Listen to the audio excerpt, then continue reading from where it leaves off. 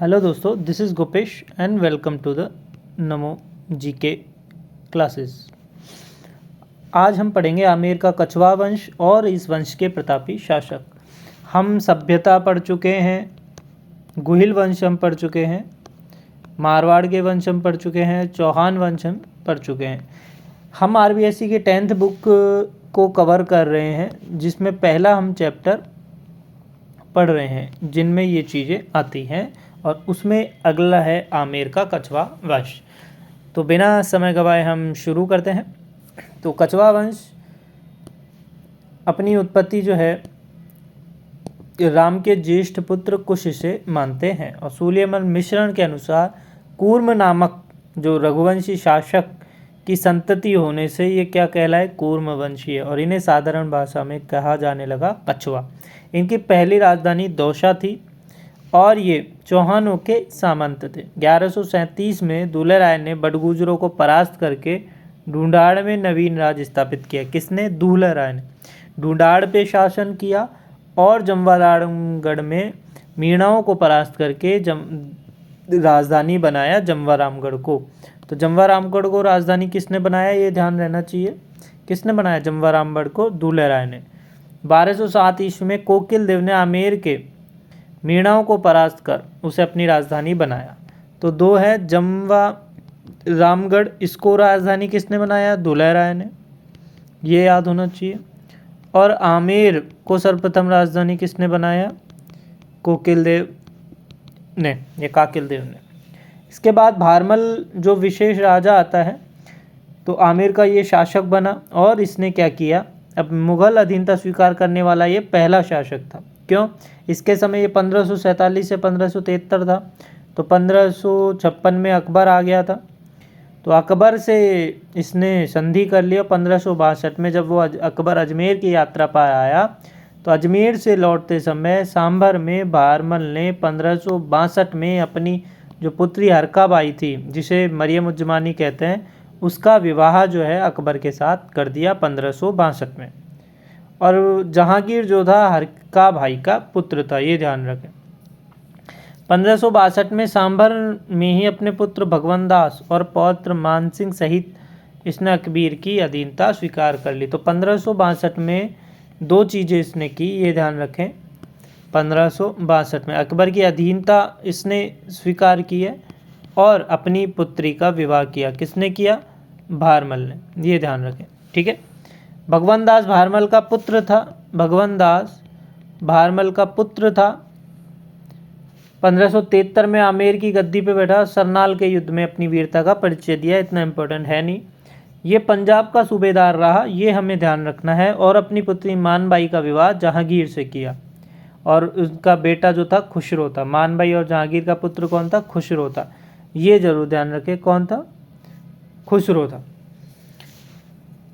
जो शाहजहाँ था उसका नाम खुर्रम था। वो मारवाड़ के शासक की जो पुत्री थी, उसने जब जहांगीर से उस शादी की, तब उनका जो बेटा था खुर्रम था। लेकिन जो कछवा वंश की रानी थी, उससे जो जहांगीर ने शासन किए या शादी की, उसके बेटा था खुसरो। ये जरूर ध्यान रखना, ठीक है।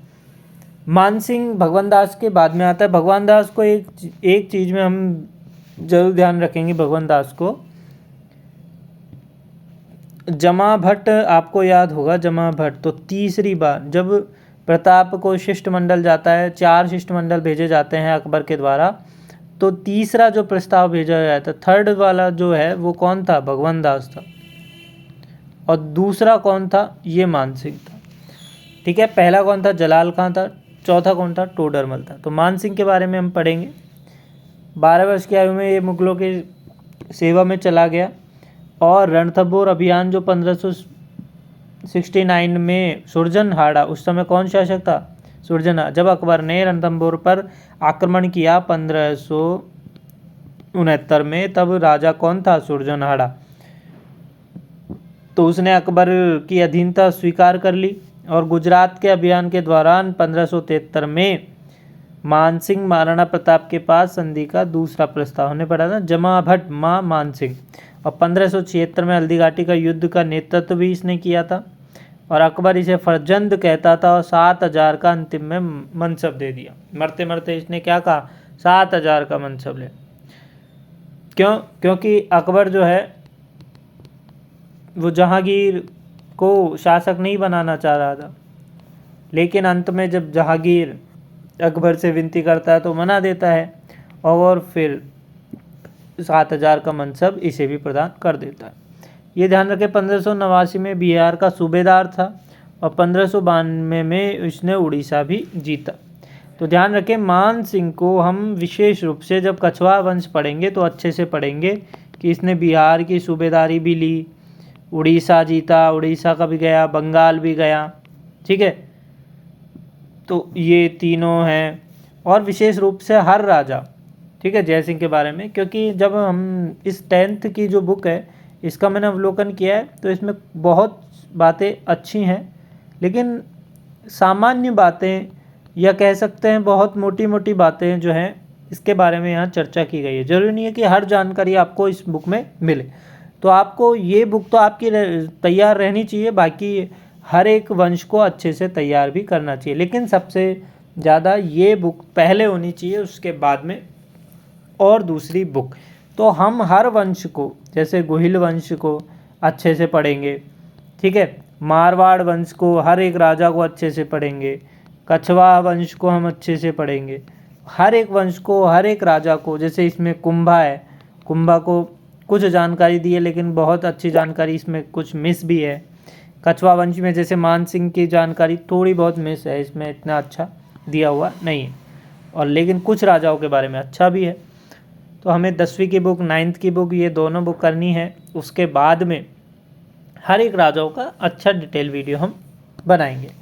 तो मान सिंह के बारे में ये है, और आगे ये जो क्वेश्चन है ये चौहान वंश में हमने पढ़ा था, तो इनका हमने वो अध्ययन कर लिया है। इससे आगे हम जब चलते हैं तो एक मुरारीदान ने मान प्रकाश लिखा मान सिंह के टाइम, ये जरूर। अब देखिए कई बार हम विशेष अध्ययन करते हैं तो ये चीज़ें छूट जाती है, तो ये ध्यान रखें, मान प्रकाश किसकी है, मुरारीदान की, और जगन्नाथ ने मान सिंह कीर्ति मुक्तावली लिखी। ये दो इम्पोर्टेंट बात है। तो इस बुक में बहुत चीज़ें इम्पोर्टेंट भी है, और वो चीज़ें क्या है हमें सामान्य भी याद नहीं रहती।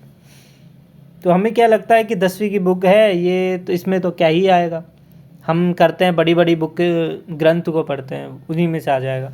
लेकिन ध्यान रखें, रीट जो है 2nd ग्रेड जो है,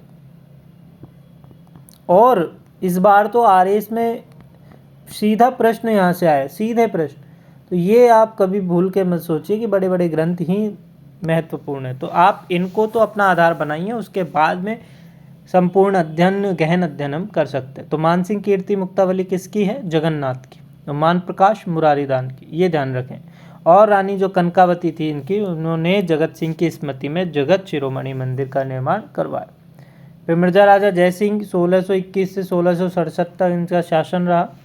1621 में ये आमेर के शासक बने, और 3 मुगल सम्राट, कितने, 3 मुगल सम्राट का इन्होंने देखा, जहांगीर, शाहजहाँ और औरंगजेब। 3 मुगल सम्राट जो हैं उनके अंडर में इसने काम किया या उनको सेवा दी, कह सकते। 1623 में इसने मलिक अंबर के विरुद्ध दक्षिण में इसे भेजा गया और अद्भुत साहस दिखाया। 1629 में उज्बेकों के विद्रोह को दबाया, और 1630 में जय सिंह ने खान ए जहां लोदी के विद्रोह को दबाया। 1623 में क्या किया, मलिक अंबर के विरुद्ध। 1629 में क्या किया, उज्बेकों के विरुद्ध। 1630 में क्या किया, जय सिंह ने खान ए जहां लोदी के विद्रोह। और 1636 में शाहजहाँ के साथ बीजापुर और गोलगुंटा अभियान पर भी गया। ये आपको ध्यान ऐसे कैसे रखना है, कई बार मिलाने को दे सकते हैं कि मलिक अंबर के विरुद्ध दक्षिण में अभियान कब किया, 1623 में। उज्बेकों के विद्रोह को कब दबाया, 1629 में। और खान ए जहां लोदी के विद्रोह को 1630 में। ये ध्यान रखें। गोलगुंटा अभियान कब किया, 1636 में। ये ध्यान रखें। और मिर्जा की पदवी देकर, मिर्जा की पदवी कब मिली, 1637 में। किसने दी, 1637 में कौन शासक था, शाहजहाँ। 1628 में ये बन गया था, और लगभग 1600 57 तक रहा था, 57-58 कह सकते हैं, जब धर्मत्व का युद्ध हुआ और दारा को औरंगजेब ने मारा और उसके बाद औरंगजेब शासक बना। तो ये ध्यान रखें, शाहजहाँ दारा को बनाना चाहता था लेकिन नहीं बना, औरंगजेब जीत गया। उत्तराधिकार के युद्ध के समय शुजा के विरुद्ध इसे भेजा, जहां बहादुरपुर के युद्ध में इसने शुजा को पराजित किया। इतना इम्पोर्टेंट हम इसे नहीं कह सकते। और अंत में इसने औरंगजेब का पक्ष लिया उत्तराधिकार युद्ध में। जब उत्तराधिकार का युद्ध हुआ इसने औरंगजेब का पक्ष लिया। और बाकी ये चीज़ें हैं। शिवाजी और जयसिंह के मध्य जब संधि हुई, पुरंदर की संधि 1665, सबसे इम्पोर्टेंट। अब देखिए इसमें ऐसी भाषाएं ज़्यादा इंपॉर्टेंट को दी नहीं, लेकिन पुरंदर की संधि सबसे इम्पोर्टेंट है। कब हुई? 1665। किसके साथ हुई? शिवाजी के साथ और मिर्जा राजा जयसिंह के साथ। ये बहुत इंपॉर्टेंट है, ये जरूर ध्यान रखें। और बिहारी सतसई किसने लिखी? बिहारी ने। किसके टाइम लिखी? मिर्जा राजा जयसिंह के टाइम। ये विशेष ध्यान रखें। फिर सवाई जयसिंह 1700 से 1743 के बीच आ जाता है। औरंगजेब ने इसका सवाई जयसिंह नाम रखा। क्यों रखा? क्योंकि ये जयसिंह प्रथम की तुलना में वीरता और वाक्पटुता में अधिक मात्रा में था, इसलिए इसको सवाया है ये तो भाई। 1700 में जयसिंह ने आमेर का राज्य संभाला और 1707 में जब औरंगजेब मर गया तो जब उत्तराधिकार का युद्ध हुआ तो जयसिंह ने आजम का पक्ष लिया। और आजम क्या हुआ? इसमें हार गया, मुअज्जम बना बहादुर शाह के नाम से। तो नाराज था जयसिंह पर, उसने जयसिंह को हटा दिया, उसके भाई जो विजय सिंह था उसको शासक बनाया और आमेर का नाम मोमिनाबाद रख दिया। ध्यान रखें, हमने पढ़ा था चित्तौड़ का नाम खिजराबाद रखा, खैराबाद रखा सिवाना का, जलालाबाद रखा जालौर का, और अब मोमिनाबाद आ गया है। मोमिनाबाद किसका रखा है? आमेर का। ये जरूर ध्यान आप रखें। तीनों ये खिलजी के टाइम पे हैं और ये किसके टाइम पे है? बहादुर शाह मुअज्जम के टाइम पे है ना, औरंगजेब का जो बेटा था जो जीता। लेकिन जयसिंह भी तेज था और उसने क्या किया? मारवाड़ और मेवाड़ के जो शासक थे उनसे संधि करके और अपना जो शासन था वो हथिया लिया और आमेर को पुनः प्राप्त कर लिया। किसकी सहायता से? मेवाड़ की सहायता से। फर्रुखसियर ने 1713 में जयसिंह को मालवा का सूबेदार बना दिया। भाई बहादुर शाह से बोला था जयसिंह ने मुझे मालवा का सूबेदार बनाओ, नहीं बनाया। तो 1713 में फर्रुखसियर जब शासक बना तब मालवा की सूबेदारी से मिली। किसकी? मालवा की सूबेदारी। इंपॉर्टेंट है, ध्यान रखना, सूबेदारी पूछ लेते हैं कई बार। और फिर इसने क्या किया? 1734 में हुरडा सम्मेलन भी बुलाया। क्यों? क्योंकि उस समय मराठा आक्रमण हो रहे थे, तो उससे निपटने के लिए, एक होने के लिए हुरडा सम्मेलन बुलाया, लेकिन ये विफल रहा, उतना अच्छा चला नहीं। सवाई जयसिंह ने 1729 में बूंदी के मामले में भी हस्तक्षेप किया और मराठों को राजस्थान की आंतरिक राजनीति में हस्तक्षेप करने का अवसर मिला। जयसिंह ने मराठों एवं मुगल सम्राट में समझौता कराने के लिए मध्यस्थता की। 1743 में इसकी मृत्यु हो गई। इसने 7 मुगल शासकों का शासन देखा। 3 का किसने देखा? मिर्जा राजा जयसिंह। 7 मुगल शासकों का किसने देखा? सवाई जयसिंह। ये ध्यान रखें, ठीक है। 1725 में सवाई जयसिंह ने क्या किया? नक्षत्रों की शुद्ध सारणी, जिसे कहा जाता है जीज मोहम्मद शाही, फेमस है, इंपॉर्टेंट है, ध्यान रखें। बहुत बार प्रश्न आए हुए हैं, इतने प्रश्न आए कि ये तो सामान्य हो गए हैं, ध्यान रखें। जयसिंह कारिका नामक ज्योति ग्रंथ की भी रचना की और 5 जंतर मंतर वेधशालाएं बनवाई। कहाँ कहाँ बनवाई? जयपुर में बनवाई है, दिल्ली में बनवाई है, मथुरा में बनवाई है, उज्जैन में बनवाई है और बनारस। ध्यान रखें, जयपुर, दिल्ली, मथुरा, उज्जैन और बनारस, इन 5 जगह पे जंतर मंतर बनवाई। और इस जंतर मंतर को 2010 में क्या है? यूनेस्को की लिस्ट में शामिल भी कर लिया गया। और 1727 में वास्तुशास्त्री विद्याधर के सहयोग से इनने क्या किया? जयपुर बनाया हमारा प्रिय। इस जयपुर का क्या कहते थे? प्रिय Jaipur, the city of love. बहुत जयपुर बहुत अच्छी सिटी है, इसको हम देख सकते हैं। जयपुर जो गएगा उसे प्यार हो जाएगा, जयपुर से पसंद आएगा। जयपुर बहुत अच्छे तरीके से बसाया हुआ है। और आगे इसने क्या किया, अश्वमेध यज्ञ भी संपन्न करवाया। 1734 में जयपुर के नाहरगढ़ किले का निर्माण करवाया। अब देखिए इसने क्या क्या बनवाया, नाहरगढ़ बनवाया है, और क्या बनवाया है, चंद्र महल बनवाया है, और क्या बनवाया है, जल महल बनवाया है। जल महल देखना बहुत अच्छा है। और सिसोदिया रानी का महल बनवाया। जयबाण तोप का निर्माण भी किया। और सवाई जयसिंह पहला राजपूत हिंदू शासक था जिसने सती प्रथा को रोकने हेतु प्रयास किए। ये जरूर ध्यान रखें सवाई जयसिंह के बारे में। और भी अच्छी बातें हैं जो कि हम विशेष अध्ययन करेंगे, उसमें पढ़ेंगे।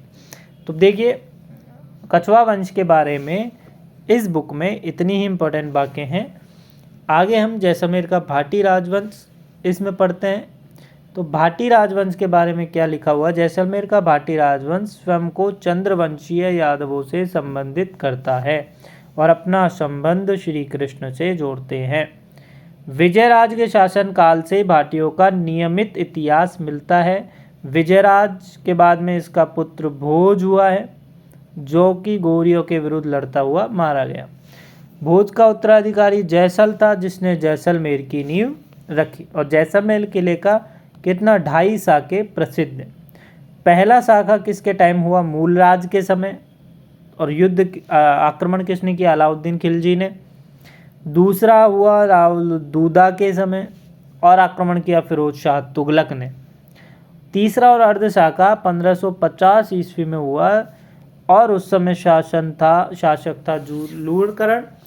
इसने जो अमीर अली को शरण दे दी थी और अमीर अली ने विश्वासघात करते हुए लूणकरण पर ही आक्रमण कर दिया और ये अपने साथियों के साथ लड़ता हुआ मारा गया। लेकिन फिर भी भाटी ही विजय रहे, इसलिए जौहर नहीं हुआ, इसलिए अर्ध शाखा कही जाती है। तो क्या है, मूलराज के समय पहला, फिर दूदा के समय, फिर लूणकरण के समय। ये ध्यान रखा, मूलराज दूदा लूणकरण। पहला शाखा मूलराज, दूसरा दूदा, तीसरा लूणकरण। 1570 में नागौर दरबार लगवाया अकबर ने, तो हर्राय भाटी जो है अकबर की अधीनता स्वीकार करने वहाँ पे गया और अपनी पुत्री का विवाह भी किया। अंतिम शासक जवाहर सिंह था।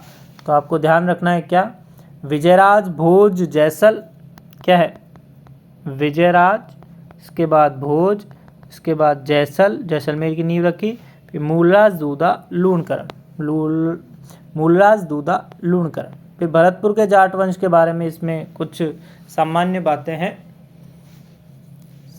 1669 में मथुरा क्षेत्र के जाटों ने अपने नेता गोकुल के नेतृत्व में जब औरंगजेब के विरुद्ध विद्रोह किया, उसने गोकुल को मार दिया, किंतु उसके संघर्ष को राजा राम ने जारी रखा। गोकुल के बाद कौन आया, राजा राम। और राजा राम की मृत्यु के बाद चूड़ामन ने जाटों का नेतृत्व किया। किसने किया, चूड़ामन ने। चूड़ामन ने क्या किया, भरतपुर के स्वतंत्र जाट राज्य का संस्थापन किया। संस्थापक कौन था, स्वतंत्र करने वाला चूड़ामन। इसने मथुरा आगरा के मुगल इलाकों में भी धावे बोले, उनके प्रति युद्ध किया और थून नामक स्थान पर इसने किला बनवाया। किसने, चूड़ामन ने। इसके बाद बदन सिंह आता है जो कि जयसिंह ने इसे क्या किया, ब्रजराज की उपाधि दी। बदन सिंह कौन है, बदन सिंह ब्रजराज, किसने दी उपाधि, जय सिंह। ठीक है, और डीग को अपना निवास बनाया। इसके बारे में इतना विशेष। फिर आते हैं महाराज सूरजमल, ये बहुत विशेष राजा हैं और भरतपुर में नवीनगढ़ का निर्माण करके उसको राजधानी किसने बनाया, सूरजमल ने। इसने जयपुर के साथ मैत्री और सहयोग की नीति अपनाई और जयसिंह की मृत्यु के बाद जयपुर की गद्दी के लिए जब युद्ध हुआ 1743 और 50 में माधो सिंह के बीच और ईश्वरी सिंह के बीच युद्ध हुआ था। माधो सिंह के बीच, ईश्वरी सिंह के बीच क्यों हुआ था बताइए। क्योंकि जयसिंह जो था, सवाई जयसिंह जो था, उसकी रानी थी मेवाड़ी रानी थी, उसका बेटा था कौन, माधो सिंह। अब मेवाड़ी रानी, माधो सिंह नहीं था उसका बेटा, मेवाड़ी रानी जो थी, इससे विशेष मेवाड़ी जो रानी थी जयसिंह की, इसको इसने वचन दिया कि जो मेवाड़ी रानी से पुत्र होगा वही राजा बनेगा, लेकिन बनाया नहीं इसने, ईश्वरी सिंह को बना दिया। ठीक है, ये था। तब जाके क्या हुआ, इन दोनों में युद्ध हुआ, क्योंकि ये दूसरी रानी का पुत्र था। अब ये युद्ध हुआ और इन दोनों ने मराठे बुला लिए, सिंधिया को बुला लिया, होलकर को बुला लिया। मराठों में राजनीति में, जो राजस्थान की राजनीति में मराठों का प्रवेश होता है, पहले सबसे पहले तो बूंदी में होता है। सर्वप्रथम राजस्थान में कहाँ हुआ मराठों का प्रवेश? बूंदी में। लेकिन और भी जब पूछते हैं दूसरी बार कहाँ हुआ, तो यहाँ पे भी मराठों ने योगदान अपना दिया।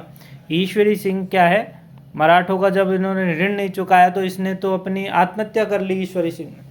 तो ये हम कछवा वंश में पढ़ चुके हैं। ठीक है, आगे हम पढ़ते हैं। तो इसने ईश्वरी सिंह के पक्ष में युद्ध किया और 1760 में अहमद शाह अब्दाली के विरुद्ध मराठों के पक्ष में भी ये लड़ने गया। और 1763 में जब रोहिलों के विरुद्ध युद्ध में इसकी मृत्यु हो गई सूरजमल की। इस युद्ध में सूरजमल का प्रतिद्वंदी कौन था? नजीब खान। तो सूरजमल के बारे में इतना इसमें चर्चा है। फिर करौली का यादव वंश आता है।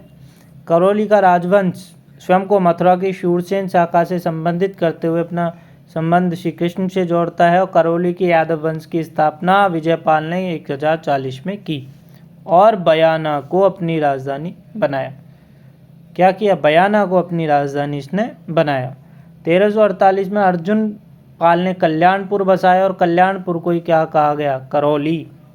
करौली को किसने बसाया? अर्जुन पाल ने। स्थापना किसने की? विजयपाल ने। और फिर धर्मपाल द्वितीय उसके बाद आया और उसने करौली को अपनी राजधानी बनाया। और मदन मोहन का मंदिर जो फेमस है करौली में, किसने बनाया? गोपाल पाल ने। किसने बनाया? गोपाल पाल ने। किसका मंदिर? मदन मोहन। मदन मोहन कौन है? गोपाल ही तो हैं। तो गोपाल ने मदन मोहन का मंदिर बना दिया। और फिर इसके बाद में हरबख्श पाल आता है। इसने अंग्रेजों से 9 नवंबर 1817 को संधि कर ली। इसके बाद नरसिंह पाल आया। डलहौजी ने करौली का विलय करने की सोची, लेकिन बोर्ड ऑफ डायरेक्टर था, उसने मना कर दिया, अनुमति नहीं दी। और फिर मदन पाल को करौली का शासक बनाया। तो 1857 के समय जब युद्ध हुआ, करौली का शासक कौन था? मदन पाल। संधि के समय कौन था? हरबख्श पाल। ये आपको याद रखने हैं।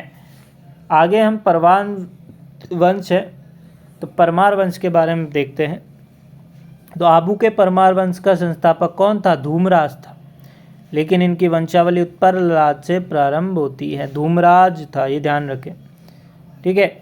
और गुजरात के शासक मूलराज सोलंकी से जब ये पराजित हुए, पड़ोसी होने के कारण आबू के परमारों का गुजरात के शासकों से संघर्ष चला। और जब गुजरात के शासक से ही जब ये आबू के परमार पराजित हो गए, तो आबू के शासक जो धरणी वराह को राष्ट्रकूट धवल की शरण ली। गुजरात ने आक्रमण किया परमारों पर, तो धरणी वराह ने राष्ट्रकूट जो धवल था उसकी शरण ली। और फिर धरणी वराह ने कुछ समय बाद आबू पर पुनः अधिकार कर लिया। विक्रमदेव का प्रपौत्र जो धारावर्ष था वो बहुत शक्तिशाली शासक था और इसने मोहम्मद गौरी के विरुद्ध युद्ध में गुजरात की सेना का सेनापतित्व भी किया। तो इस परमार वंश में विशेष यही इम्पोर्टेंट है, इसका संस्थापक धूमराज था, ज़्यादा तो इतना इम्पोर्टेंट है नहीं। उसके नाडोल के चौहान से भी अच्छे संबंध थे और उसके पुत्र सोम सिंह के शासनकाल में तेजपाल ने आबू के देलवाड़ा गांव में लूणव सही नामक नेमिनाथ का मंदिर बनाया। ये दूसरी बात इसमें इम्पोर्टेंट, पहली धूमराज और दूसरी ये नेमिनाथ का मंदिर लूणव सही। ठीक है, किसने बनवाया? तेजपाल ने, ये ध्यान रखो। और 1311 में नाडोल के चौहान शासक जो लूम्बा था उसने परमारों की राजधानी चंद्रावती पर अधिकार कर लिया और वहाँ चौहान शासक जो था चौहान वंश की स्थापना कर दी।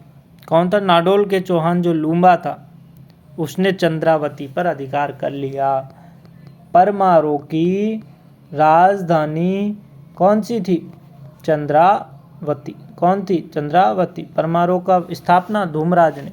तेजपाल ने लूणव सही नेमिनाथ मंदिर बनवाया और लूम्बा जो नाडोल का चौहान था उसने चंद्रावती पर अधिकार कर लिया। इस तरह परमार वंश खत्म हो गया और चौहान वंश ने स्थापना हो गई। यह कह सकते हैं चौहान वंश ने चंद्रावती को अपने अधिकार में ले लिया। इसके बाद है मराठों का राजस्थान प्रवेश, जो कि हम अगली वीडियो में पढ़ेंगे। अभी तक यहीं, अगर आपको पसंद आई हो तो लाइक करें, सब्सक्राइब करें। आगे की वीडियो हम कंटिन्यू आगे देते रहेंगे और आप हमारे साथ बने रहें। धन्यवाद।